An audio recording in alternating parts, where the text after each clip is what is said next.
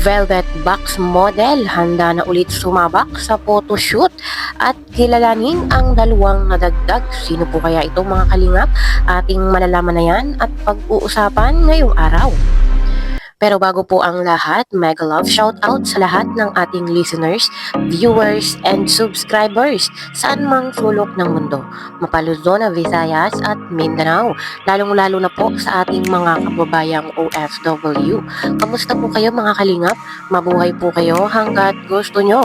At kung bago ka pa lang sa aking munting YouTube channel, huwag ka nang mahiyang mag-subscribe, like, share, and comment. Huwag mo na rin kalimutang i-click ang notification bell nang sa ganon ay updated ka sa aking mga paparating na video. At syempre, patuloy po nating suportahan si Kalingap Rab at ang ating ama ng Kalingap, ang nag-iisang founder, si Kuya Val Santos Matubang. Kung maaari po ay no skip ads nang sa ganon ay mas marami pa tayong malingap na nangangailangan. At kunting paunawa po kung maaari ay tapusin niyo muna ang kabuoang video nang sa ganon ay akma ang inyong mga komento. At yun na nga po mga kalingap, alam naman po natin na meron pong bagong business. Ito pong si Kalingap Rab at ang kanyang misis na si Jackie Tapia. Ito nga po yung Velvet Box Fashion Jewelry. Mga kumikinang na alahas, mga kwintas, hikaw, at kung ano-ano pa pong mga accessories. At marami po yung good feedback, ibig pong sabihin ay maganda po talaga yung quality. At yun na nga po mga kalingap, alam naman po natin yung opening ng Velvet Box ay successful at nakilala po natin yung mga naging ambassador and ambassadress. Sa ambassadress ay si Juvie, si Joy at si Pau. At sa ambassador naman po ay si Kalingap Edu, si Kalingap Jomar, si Kalingap Dan at yun pong dalawang kambal.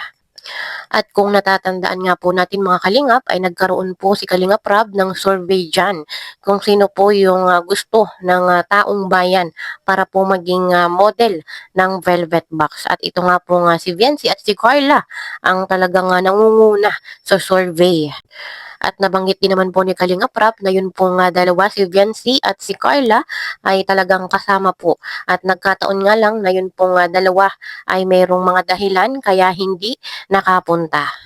At nagkaroon pa po dyan ng mga haka-haka na kaya po hindi daw nakapunta yung dalawa ay dahil nagpaubaya, nag-giveaway daw po sila para sa iba pang mga Kalingap Angels. Kung tutuusin nga po mga kalingap, ay talagang yung pong ibang mga beneficiaries ni Kalingap Rab ay talagang wala pong sumusuporta. Yung iba pa nga po ay wala talagang sponsor. Tanging si Kalingap Rab lang po yung talagang nagsusuporta sa kanila. Hindi po katulad ni Carla, ni Viancy at ni Joy na talagang marami pong sponsor na tumutulong at sumusuporta. Kitang-kita naman po talaga natin mga kalingap na ito pong tatlong malalakas na beneficiaries ni Kalingap Rab. Ito nga po si Viancy, si Carla at si Joy ay talaga po mahal na mahal ng sponsor. Kitang-kita naman po natin talagang pag birthday or anuman pong okasyon na meron sa kanila ay marami pong pinapaabot na regalo. Lalo na po pag birthday ay talagang umaapaw po ang mga blessings. At napapansin din naman po natin mga kalingap, lalo na po yung mga solid viewers na talagang yung iba pong mga Kalingap Angels at beneficiaries ni Kalingap Rab ay nakakaawa din po yung iba dahil wala po talagang sponsor yung iba kung tutuusin. At marami din naman po yung nagsasuggest at nagko-comment na sana nga daw po ay pagbigyan naman yung ibang mga beneficiaries at para po din yun sa kanila, para po sa kanilang pang-araw-araw, lalo na po sa pag-aaral. At talagang mas okay po yung ganun para po mabigyan din sila ng chance, mabigyan din po sila ng opportunity. At lahat naman po sila ay deserve ng tulong, deserve pong matulungan.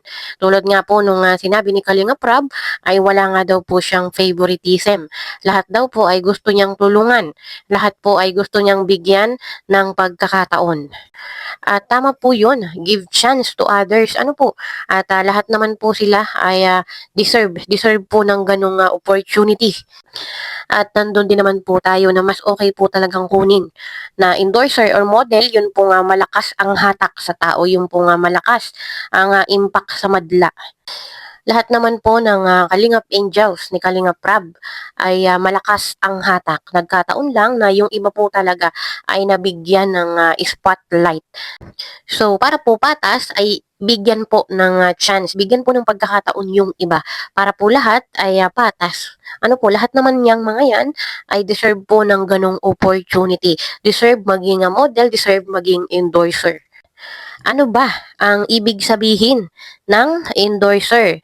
Ang endorser po, ito ay isang individual na nagpapahayag ng suporta at nagbibigay ng rekomendasyon sa isang produkto, serbisyo o tatak upang hikayatin ang iba na tangkilikin ito. Yun po ang kahulugan ng endorser at lahat po ng mga beneficiaries, mga Kalingap Angels ay kayang-kaya po yung gawin. Kahit sino po sa atin ay kayang-kaya pong mag-rekomenda ng isang produkto. Kaya po hindi po kailangan na dapat ay si ganito dahil malakas ito sa madla.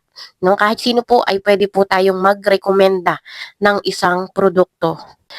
At yun na nga po mga Kalingap, nabanggit din naman po ni na Kalingap Rab na meron pong batch 2 para po sa Velvet Box model.